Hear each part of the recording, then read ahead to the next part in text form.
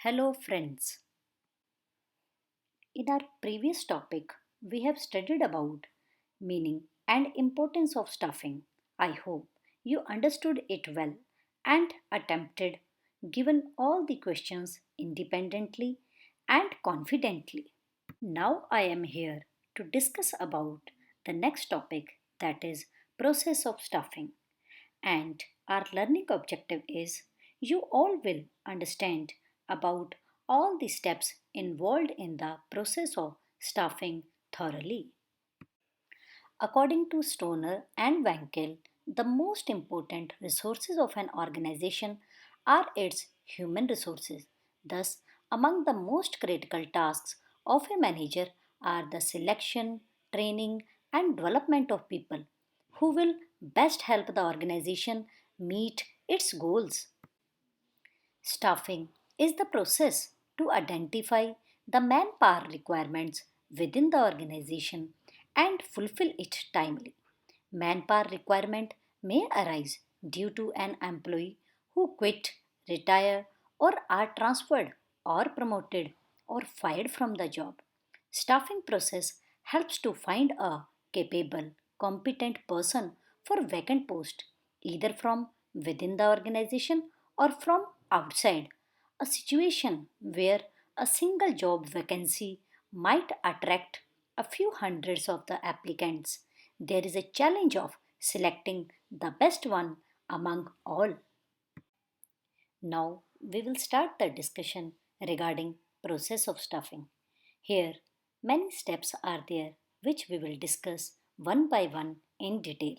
It starts with estimate manpower requirement, recruitment, selection, placement and orientation, training and development, performance appraisal and compensation. Staffing. It is the most important function of every human resource manager, where he has to appoint a suitable, well qualified, and competent employee according to vacant post in the organization so that whatever targets were set that can be achieved successfully. So from here we will start explanation discussion with the first point of process of staffing, that is estimating manpower requirement. After creating departments positions, next task is to appoint capable, well qualified, skilled and competent person at a right job. This is the first function of manager where he has to find out or estimate the manpower requirement as per the jobs to be performed in the business.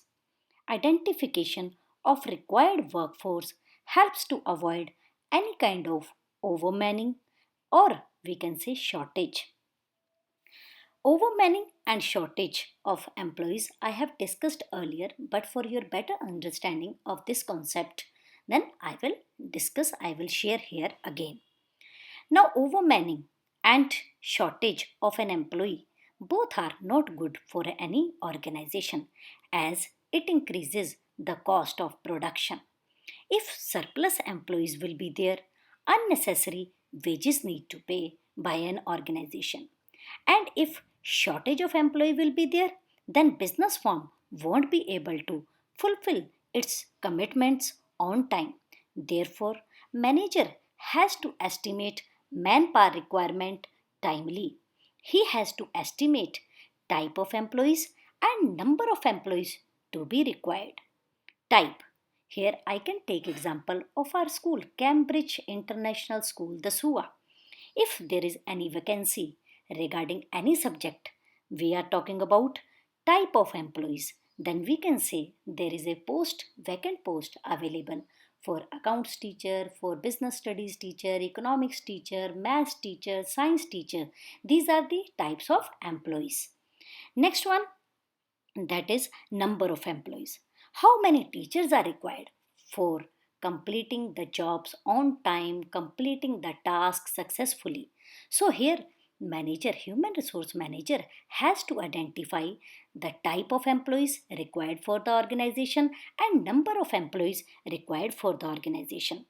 And to estimate it, there are two techniques: workload analysis and workforce analysis.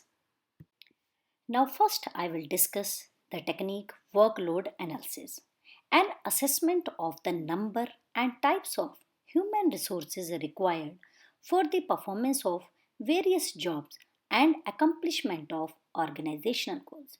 Students, workload. I will take example of our school, Cambridge International School, Dasuya. According to the total number of classes and total number of sections, school will take the decisions how many total number of employees required and type of employees required, type of teachers required, staff member, housekeeping members, accountants, accounts department, admin department. So according to this workload, business will decide the number and types of human resources required, so that whatever total number of jobs to be performed in the organization, that can be performed very well without creating any kind of burden on any person. So each and every employee will be able to perform his task comfortably. Next technique is workforce analysis. It helps to find how many employees are presently working in business and how many more we need to appoint to assess whether organization is overstaffed, understaffed or optimally staffed. Now, in this analysis, we need to find whether organization is understaffed, overstaffed or optimally staffed. Students, understaffed means there is a shortage of employees than required number of employees. Suppose 10 employees are required, but 8 employees are presently working in the organization. So, we need 2 more people so that we can perform all the organizational tasks smoothly. Then overstaffed. Overstaffed means surplus is there. Means 10 employees are needed to perform the task of an organization smoothly, but 12 employees are there. It means 2 are extra. And business is paying unnecessary wages to these 2 extra or surplus employees, which leads to increase the cost of production and less profits. Then next is optimally staffed. Optimally staffed means how many are needed, that many are available. Suppose 10 employees are needed and 10 are available. Then no need to worry about this. Smoothly work will be done according to the given targets. So with the help of this estimation, business will be able to measure on time that if shortage is there, then on time we can hire people and we can accomplish our objectives. If overstaffing is there, then we can adjust these employees to other place. And if optimally staff is there, then go ahead as usual. Nowadays, business firms are giving an opportunity to women, persons from backward areas, and persons with special abilities like physically challenged or visually and hearing impaired to join their business by performing corporate social responsibility. So, these are the two methods to estimate manpower requirement, that is, workload analysis and workforce analysis. After completing first step of the process of staffing, that is estimate manpower requirement with the help of workload analysis and workforce analysis. Now we need to know about the second step, that is recruitment. Students recruitment, this is the process of searching for prospective employees and stimulate them to apply for jobs in the organization. Find suitable candidate and encourage them to apply for vacant post. Here business has to prepare job description. It will be attractive and detailed about the vacant post and candidate profile so that we can design the situation vacant. And with the help of advertisement, we will be able to attract large number of applicants. Our aim is to create a pool of the prospective job candidates, and then we can choose the best among all. And who will help here? Recruitment process will help here. Now some steps we need to follow here so that we can find the best candidate for the vacant post. Number 1 is determine source of supply. Student, source of supply means that what are the ways to advertise. That first one we can say Facebook is there, internet, Facebook, newspaper, business magazines, TV, radio, many sources are there from where we can get supply of labor or human resources. And we need to make a list first that what are the sources available. And then we need to go for its evaluation. We need to compare pros and cons of each source of supply. Which will be better for the organization, Facebook or newspaper or business magazine, Facebook, internet, or both we will use. So that through TV we will advertise or through radio. So we need to evaluate. And after evaluation, we need to select the best one or two according to the nature of the business that we can choose that suitable source. And after selecting, then we will invite the applications that we will stimulate people to apply for the vacant post. Now this recruitment process ensures best candidates will be available for the vacant post, and it helps to enhance self-esteem and confidence of selected candidates. After recruitment, now next step is selection. It is the process of selecting and appointing the right candidate for various jobs in the organization. It includes various steps to be performed to select the right person at a right job, such as selection test, interview, selection, medical test, job offer, etc. Students, here we need to select the best person according to the right job. Now here, by following some steps, we will select the best one. These steps are preliminary screening will be there, that we will eliminate the candidates who do not fulfill the required qualification. Then different tests will be conducted like intelligence test, aptitude test, personality test, trade test, intelligence interest test, etc. After that, we need to go for detailed interview of that candidate, and then we need to check his reference and background. Then we will go for final selection that whether he is suitable for the vacant post or not.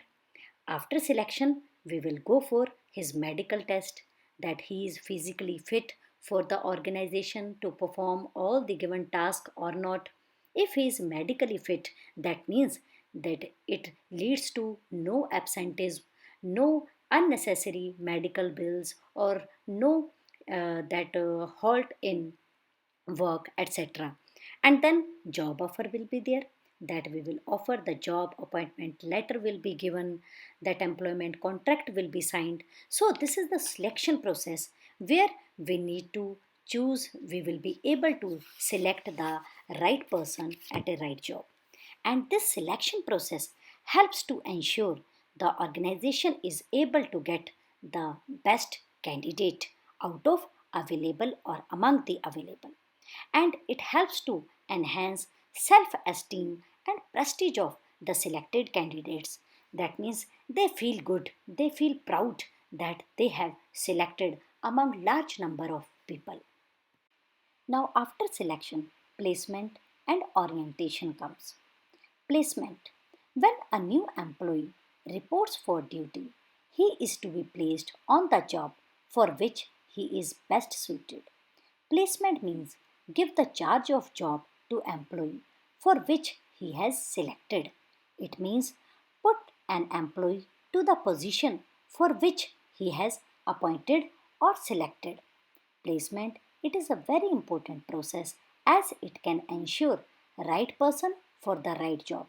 That means for which post he has selected, he has received or he has given that job, and he will be able to perform the right task according to his skills, talent, competency, etc. Now next is orientation. or we can say induction. It is a kind of training also.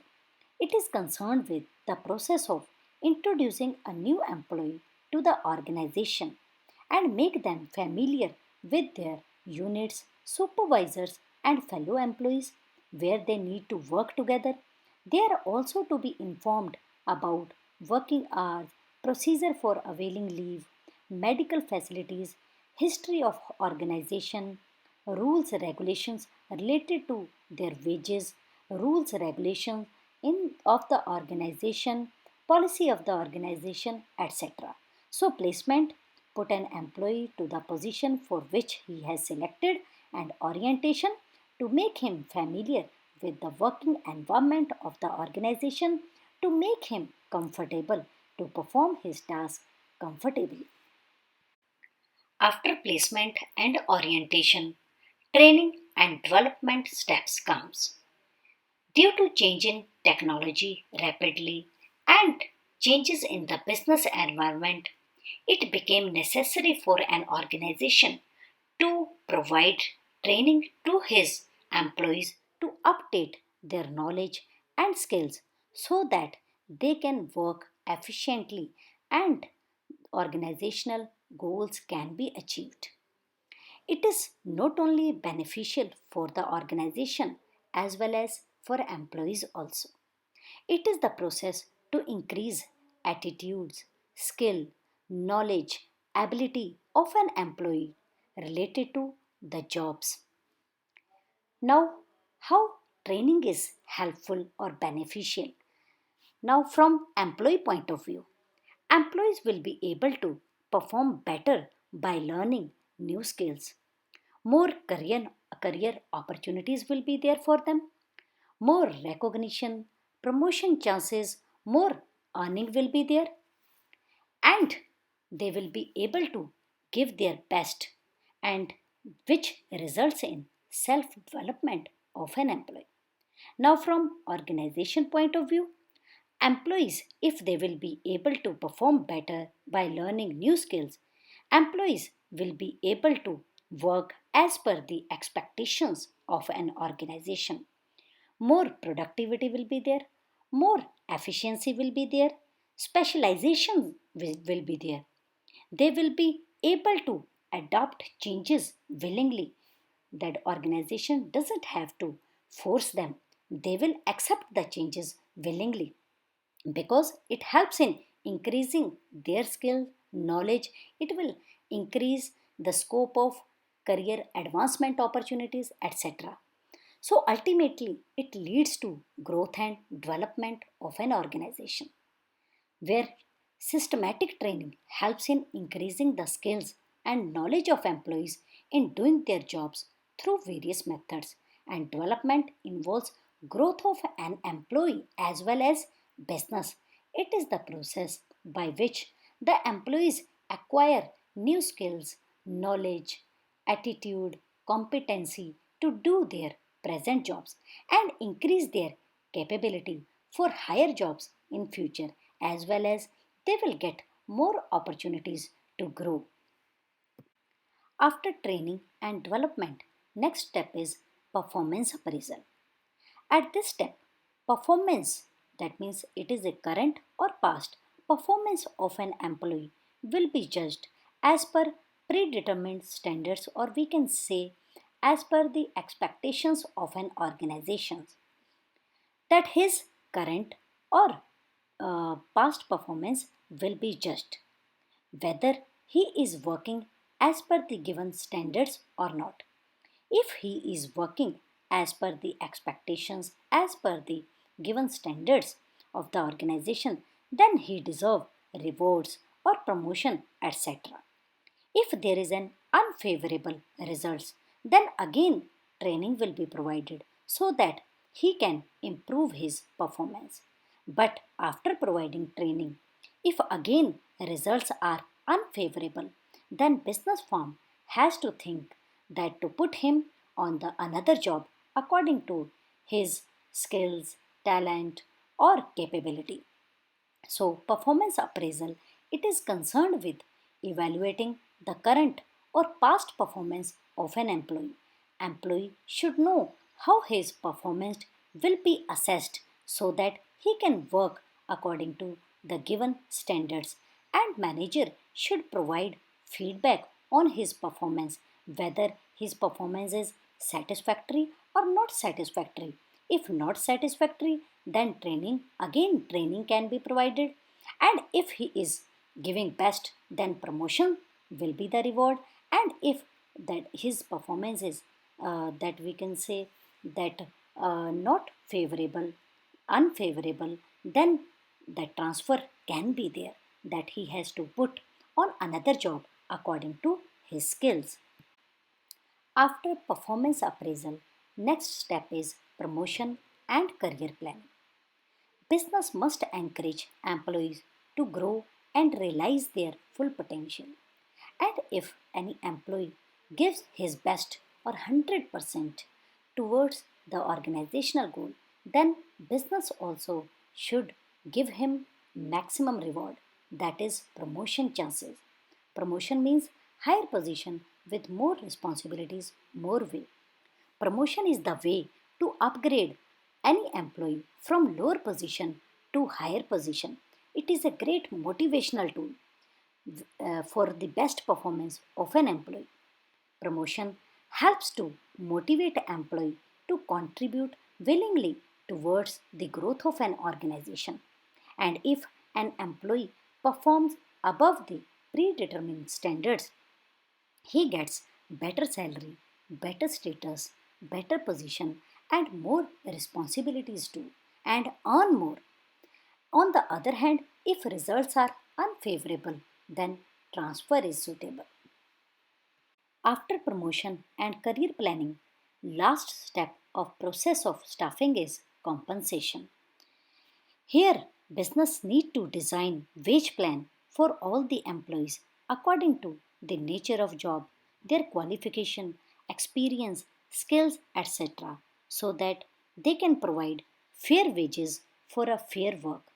Here it may be in the form of direct financial payments like wages or salaries, commission, bonus, etc., and indirect payment like employer paid insurance and vacation, free education to employees' children, provident fund, gratuity, medical facilities, etc. Now we conclude our lesson here. So today we have studied about all the steps of process of staffing, that are estimate manpower requirement, recruitment, selection, placement and orientation, training and development, performance appraisal, and compensation. Students, I hope you understood it very well. Now, with this, I have attached one worksheet where I have given some questions. You need to attempt these questions in your fair notebook. In case of any query, you can contact me anytime. Stay home, stay safe, and keep studying. Thank you.